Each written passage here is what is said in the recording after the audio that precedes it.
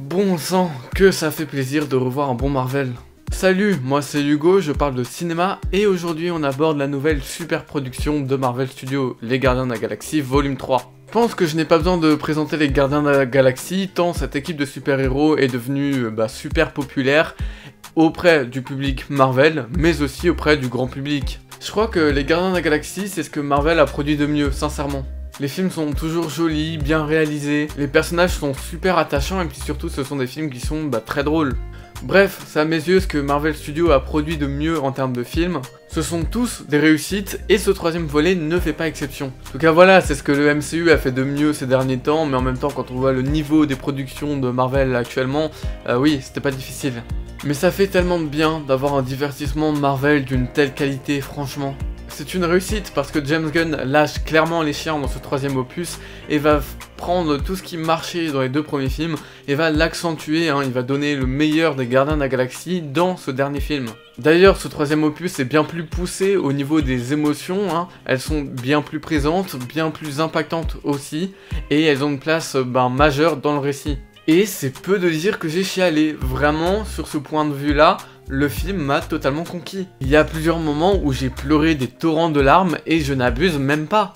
Peut-être qu'en y réfléchissant, j'ai jamais pleuré autant devant un film, alors ça dépend parce qu'il y a des films qui me touchent moins que d'autres et là c'est vrai qu'il y a une grande dose de fanservice, étant donné que je suis personnellement attaché aux gardiens, je pense que oui, ça a dû jouer aussi dans mon affect. Et c'est justement parce que nous, le public, avons une certaine attache envers ces personnages et que donc l'émotion se voit d'autant plus intéressante et d'autant plus marquante pour ceux qui connaissent les Gardiens de la Galaxie que ceux qui ne l'ont pas vu. Et la raison de tout ça, elle est très simple, c'est parce qu'en fait, en tant que fan ou du moins de personnes qui suivent les Gardiens de la Galaxie, on est plus ou moins attaché aux Gardiens de la Galaxie en tant qu'équipe et en tant que personnage, et donc oui, quand il va leur arriver quelque chose, ça va être d'autant plus touchant pour nous qui avons, on va dire, une certaine affection pour ces personnages, c'est tout à fait normal. Et ce troisième film va nous saisir à la gorge, pourquoi? Eh bien parce que il va nous mettre en difficulté, nous spectateurs, puisque on n'est pas forcément conforté dans l'idée que les gardiens vont potentiellement disparaître, on est face à la potentielle destruction de ce groupe. Et oui, là c'est assez touchant puisque ce groupe ou même cette famille, c'est ce qu'on apprécie dans les Gardiens de la Galaxie, c'est ce à quoi on s'attache depuis le début maintenant. Et c'est vrai que voir ce groupe petit à petit se séparer ou pas, on en parlera en partie spoiler, c'est assez perturbant et émotionnellement ça marche extrêmement bien. En tout cas, ce qui est sûr, c'est que ce troisième film va nous procurer beaucoup d'empathie et va nous conforter dans l'amour que l'on porte à ces personnages. Et c'est en ça que le film est terriblement efficace, parce qu'il est tout à fait conscient que le public apprécie ces personnages bien plus que le reste du MCU. Et alors c'est facile pour lui d'apporter une dose d'émotion, surtout que derrière c'est James Gunn, et il est capable de produire de telles scènes. Mais bon, pour en revenir aux personnages, c'est le plus gros point fort du récit. Vraiment, quand je dis les personnages, je parle du groupe des gardiens et pas forcément des personnages annexes sur lesquels on reviendra en partie spoiler. Mais pour le coup, les gardiens, oui, c'est vraiment le point fort du récit, c'est ceux qui marquent le plus et qui sont pour moi vraiment réussis, bien plus que dans les deux premiers films. Parce que dans ce dernier film, oui, parce que les Gardiens de la Galaxie 3, c'est le dernier film Gardiens de la Galaxie, du moins avec James Gunn à la réalisation. Du coup, faut conclure l'arc de ces personnages, ou du moins conclure les Gardiens de la Galaxie avec les personnages de James Gunn. Et pour ça, chaque personnage va évoluer individuellement. Alors c'est le cas de Peter Quill qui va essayer de se remettre de la mort de sa Gamora dans Infinity War. Ou bien le personnage qui est le plus mis en avant dans ce troisième opus, c'est Rocket, sur lequel on va explorer son passé douloureux, ses expériences qu'il a vécues étant enfant, et c'est limite lui le personnage principal de ce troisième opus des Gardiens de la Galaxie. Et le fait de choisir l'histoire de Rocket, son passé, c'est un choix important puisque ça va donner un ton plus sérieux, peut-être plus sombre aussi à ce troisième opus.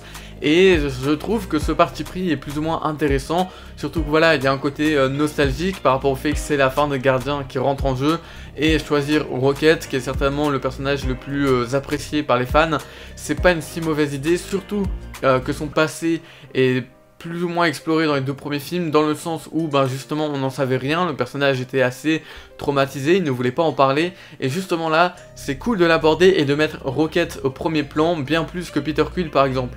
Ce qui est aussi marrant de voir, c'est que, enfin marrant non, mais ce qui est intéressant de voir, c'est que tout le groupe va tourner autour de Rocket, ils vont tous s'aimer, tous se renforcer, et puis cette notion de famille, elle va devenir de plus en plus importante au fur et à mesure de la situation de Rocket finalement, et c'est là qu'on voit que les gardiens sont une vraie famille, qu'ils évoluent individuellement chacun, certes, parce qu'il faut conclure les gardiens de la galaxie, mais que surtout, ils évoluent en groupe.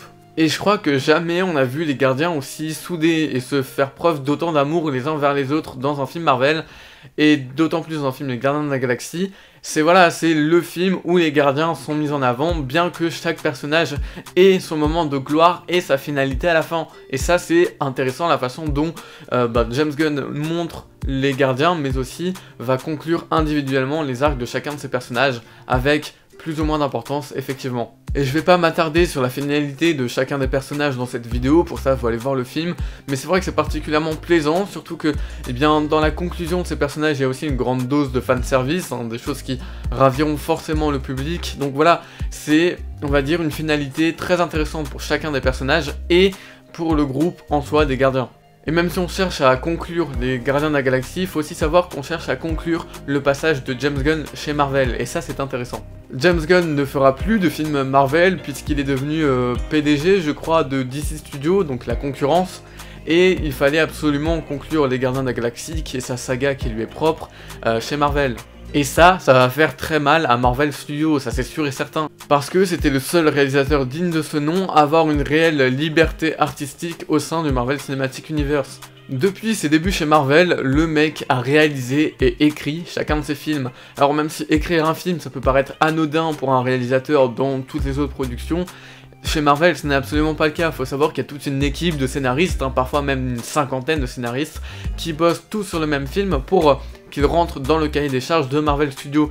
Ici, ce n'est pas le cas. Ici, il y a James Gunn, peut-être 2 ou 3 personnes qui l'aident, mais c'est lui qui écrit ses films et qui fait ce qu'il veut de ses personnages, de l'action et de l'avancée du film. Finalement, c'est lui, le big boss, c'est lui qui écrit son scénario, et c'est le seul chez Marvel. Enfin, le seul non, parce qu'il me semble que Ryan Coogler l'a fait aussi, mais on va dire c'est différent, parce que James Gunn, c'est le seul mec qui a vraiment un gros passif derrière. Et du coup, c'est grâce à lui que les gardiens ont droit à des aventures aussi riches et drôles. Et c'est sûrement parce que il a une carte blanche au niveau artistique que les gardiens sont certainement les meilleurs films du MCU, très objectivement.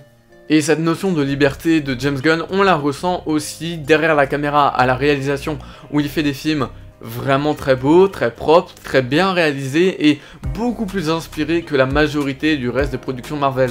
Les CGI sont magnifiques, la réalisation elle sert vraiment à quelque chose et parfois elle communique directement avec le spectateur comme dans tout bon film finalement.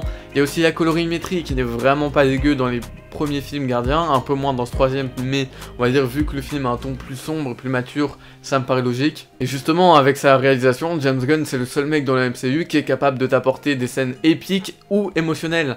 Et ça, oui, c'est rare. Et puis les scènes d'action de James Gunn, elles sont tout simplement grandioses. Je suis désolé, mais pour le MCU, c'est vraiment lui qui fait les meilleures scènes d'action, ça c'est sûr et certain. Mais par exemple dans Gardiens de la Galaxie 3, on a des plans séquences, enfin un plan séquence en particulier qui se passe dans un couloir, je suis désolé, mais des plans de cette qualité dans l'univers Marvel, on n'en a jamais eu. Le mec a fait un truc de fou avec ce plan et je suis sûr que tous vous allez le kiffer. On voit les gardiens se battre avec des ennemis, mais en parfaite harmonie, en plan séquence, avec la caméra qui va aller du plafond jusqu'au sol, en se retournant, enfin voilà, un véritable plan séquence ultra bien réussi, ultra bien filmé.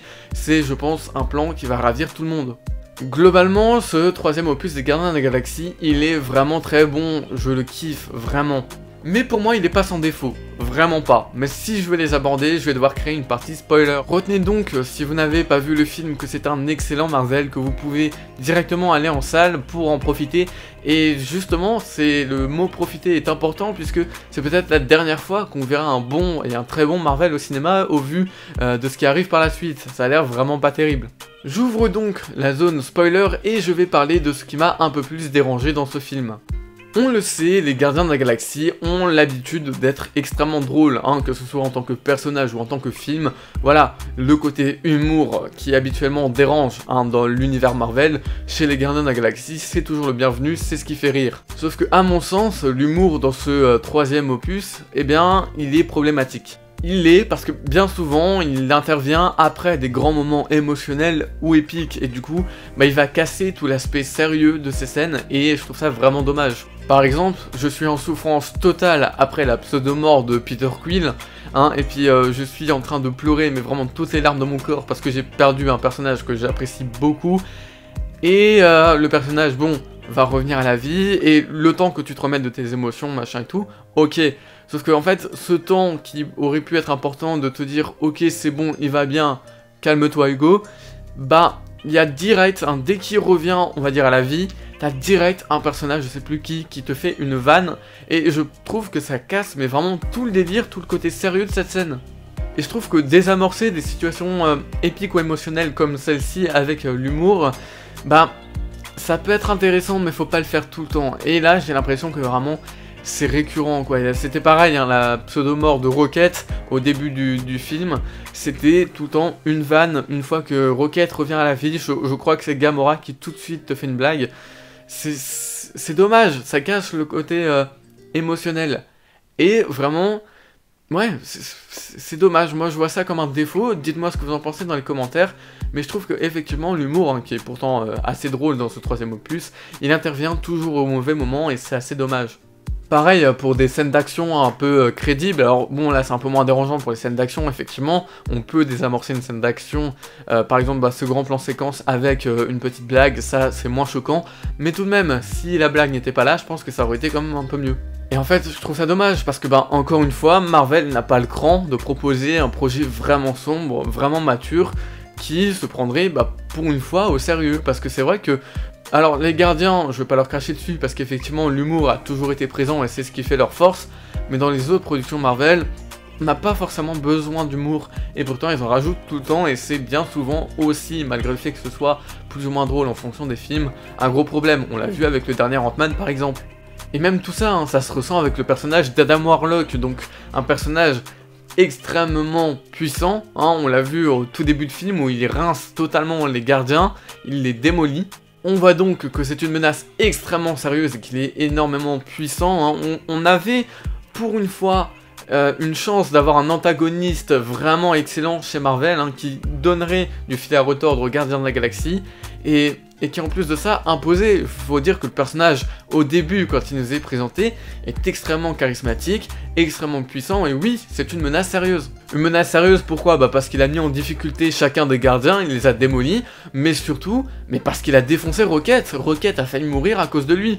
Donc on voit direct dès le début que ça a le potentiel d'être un très grand méchant de l'univers Marvel. Sauf que comme bien souvent, Marvel va le tourner en dérision jusqu'à le transformer uniquement en un personnage qui est censé apporter des scènes comiques, ce qui est extrêmement dommage quand on voit la puissance et la menace qu'il s'agit. Le tourner en mode élément comique, c'est vraiment raté. Alors peut-être que c'est pour nerfer le personnage pour qu'il paraisse moins puissant aux yeux du public par rapport au grand méchant qui est le maître de l'évolution, parce que c'est vrai que au vu de comment ils nous ont été présentés, Adam Warlock paraît bien plus puissant que le maître de l'évolution et que donc le ridiculiser ainsi c'est peut-être pour on va dire faire remonter le maître de l'évolution, je ne sais pas, mais c'est à dire qu'à part blesser Rocket, le personnage ne sert vraiment à rien parce que encore une fois il est là juste pour apporter des éléments comiques, mais sinon on aurait pu totalement s'en passer.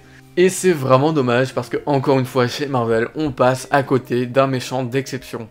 Et c'est encore plus dommage quand on voit que le maître de l'évolution n'est pas à la hauteur. Alors ok, c'est à lui qu'on doit le super développement autour du personnage de Rocket et qui amènera malgré lui, au travers de sa présence, des scènes d'émotion fortes, notamment les flashbacks sur la vie de Rocket.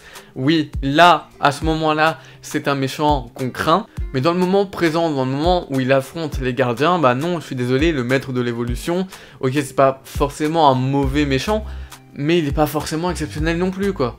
Jamais il n'apparaît comme une menace ou un réel danger pour les gardiens. Et en fait, la plus grande préoccupation des gardiens, c'est de sauver Rocket. Je pense que pour le coup, si le personnage d'Adam Warlock était un peu plus pris au sérieux et plus mis en avant, ou limite on n'aurait pas eu ce côté maître de l'évolution, ça aurait été intéressant, malgré le fait que, ok, tout le développement autour de Rocket, qui est certainement le gros point fort du film, aurait disparu avec ce méchant. Oui, on aurait pu faire un film, les gardiens face à Adam Warlock en mode sérieux, Et là, ça aurait été déjà plus impressionnant, je trouve. Mais bon, le maître de l'évolution, malgré le fait que ce soit pas une menace, qu'il paraisse pas si dangereux, effectivement, comme je l'ai dit, hein, il y aurait pas lui, il y aurait pas tout le côté touchant derrière Rocket. Donc c'est un mal pour un bien, un peu. Mais voilà, c'est un personnage, on va dire, qui m'a un peu déçu. Après, malgré tout ça, voilà, j'ai cité quelques points négatifs, parce qu'on peut pas être totalement conquis par un film, il y a quand même des 3 petits défauts, mais ça reste quand même un film vraiment très très bon, et qui est encore plus plaisant quand on a une attache envers les personnages. Donc c'est pourquoi, si vous n'avez jamais vu les Gardiens de la Galaxie 1 et 2, ou que vous n'avez pas vu ni Infinity War ou Endgame, vous aurez beaucoup moins le côté émotionnel, voire pas du tout. Mais maintenant, en tant que fan, il va falloir tourner la page, parce que c'est la fin des Gardiens tels qu'on les connaît. Parce que oui, du coup, Peter Quill est revenu sur Terre, voir son grand-père, du coup. Alors on sait hein, que Peter reviendra à l'avenir, ça a été dit, je crois, en scène post-générique, donc on reverra le personnage. Les gardiens se sont séparés, hein. Rocket et Groot ont formé une nouvelle équipe des Gardiens de la Galaxie, où Rocket est le leader, et d'ailleurs je suis assez intrigué de voir ce que Marvel va faire de cette équipe, parce que voilà, du peu qu'on en a vu, ça m'a pas l'air très intéressant, hein. Ça n'a pas la même force que la première équipe des Gardiens de la Galaxie, et surtout il n'y a pas James Gunn derrière, donc là pour l'avenir des gardiens, je suis un peu pessimiste. Et en cas d'échec de cette nouvelle équipe, hein, que le public n'adhère pas, faut retenir que Peter est toujours là et les autres personnages aussi. Donc on n'est pas à l'abri d'un gros comeback dans un futur Marvel. Hein. Par exemple Avengers, ce serait cool de revoir les gardiens dans le prochain film Avengers. Voilà, je dis ça, je dis rien. Je verrais bien ça comme un moyen de faire revenir les fans, surtout que les fans ont de moins en moins d'attache à l'univers Marvel, puisque oui, les dernières productions étaient vraiment chaotiques. Donc ouais, je pense qu'on aura quand même un comeback de cette équipe-là, hein, et que l'équipe de Rocket est quand même assez éphémère, je pense. Peut-être même qu'elle ne sera jamais exploitée, finalement. Voilà, on verra ce que ça donne, on verra ce qu'ils ont prévu pour l'avenir des Gardiens de la Galaxie. En tout cas, ce sera sans James Gunn, et ça, c'est assez dommage. Enfin voilà, c'est la fin de cette critique, j'espère qu'elle vous aura plu. Si c'est le cas, n'hésitez pas à mettre un petit pouce bleu et à vous abonner pour ne pas louper les prochaines critiques justement sur cette chaîne. N'hésitez pas à me dire aussi ce que vous avez pensé du film dans l'espace commentaire, hein, c'est important, ça permet de créer un débat, donc c'est toujours cool. En tout cas, on se dit à bientôt pour une nouvelle critique, c'était Hugo, ciao.